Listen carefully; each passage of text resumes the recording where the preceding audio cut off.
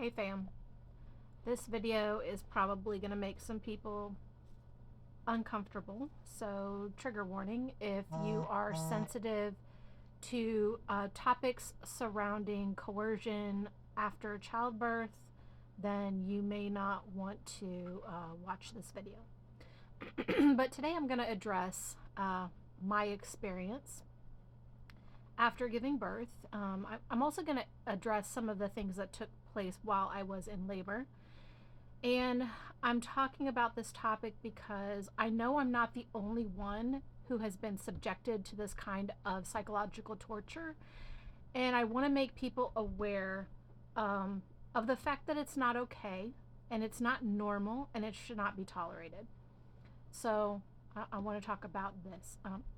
One of the things that occurred while I was in labor was I was in the middle of being probably over 5 centimeters dilated at this point, and my ex leaned over, and he's my ex now, obviously he was not at the time. He leans over and he says, "Can you ask your mom to leave the room so that my mom can come in the operatory?" And I want you to imagine how that would feel to hear while you're in excruciating pain, preparing to give birth, and his only concern is kicking my mother out of the room so that his mother can come in there, who I'm not extremely close to, not to mention the awkwardness that that would create for her to see me in all of my natural glory giving birth. I don't know many people that would feel comfortable with that. And of course my response was something along the lines of hell no. So I wanted to talk about this boundary violation, this inappropriate ask. And I also want to talk about how disordered people in that experience, how mentally disordered men interpret that type of situation.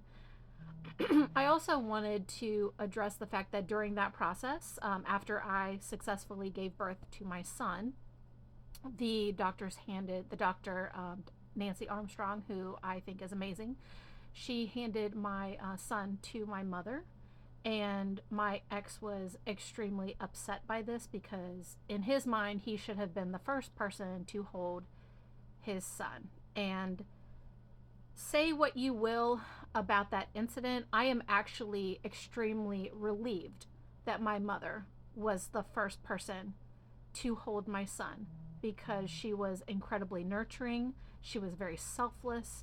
She was one of the kindest, most generous human beings that I ever knew.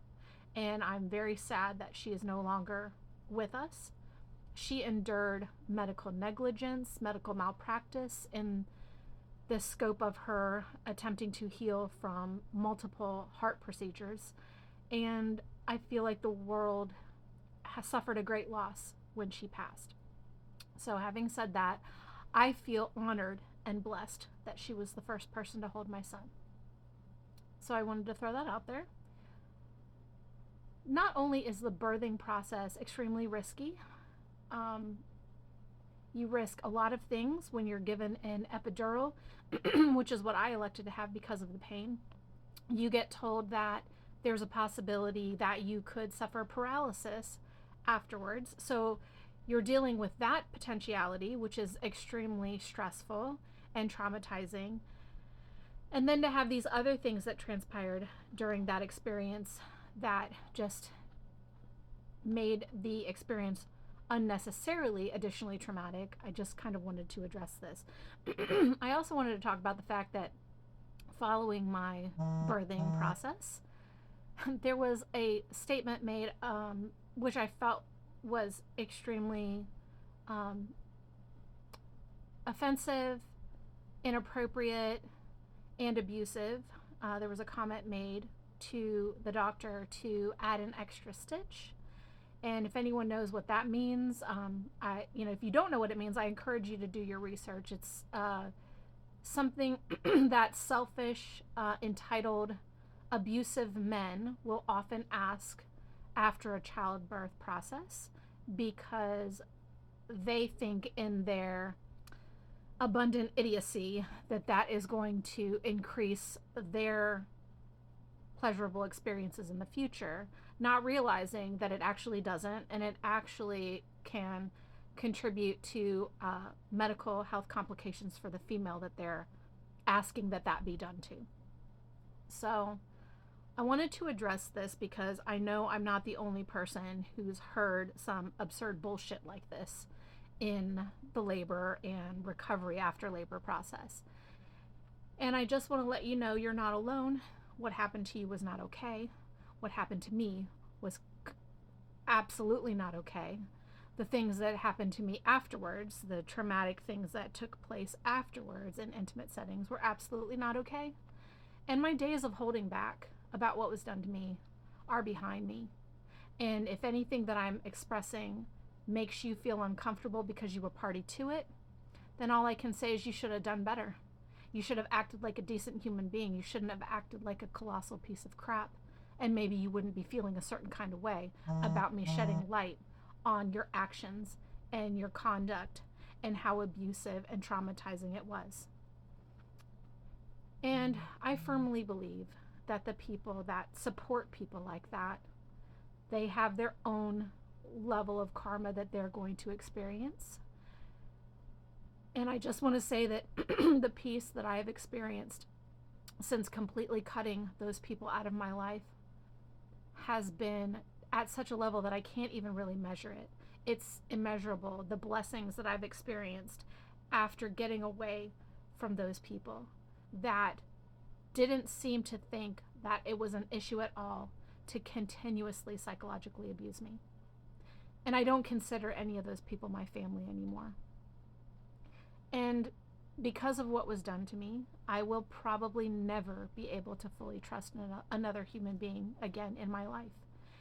And that's just something that I'm going to have to continue to try to contend with. And, you know, I try to do the best I can, but I really strongly pay attention to people's behavior and their actions. And when their words and actions are not in alignment, I definitely make a mental note of that. And from that point on, they are perpetually on my radar as being untrustworthy. And it doesn't really matter what kind of love bombing tactics they engage in or anything that they really do from that point on.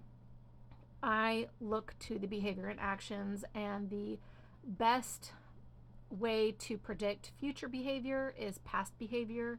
So when I see that kind of behavior early on in a situation, I kind of know from the jump that the likelihood of that person having a V8 moment is pretty much nil. And I don't invest a whole lot of emotional energy in hoping for that person to change. I no longer invest in people's potential. I invest in what they show me. And if what they show me is garbage, then that is what I go by. I no longer want to give people the benefit of the doubt because that has cost me in ways that are immeasurable, in ways that are unable to be recouped financially.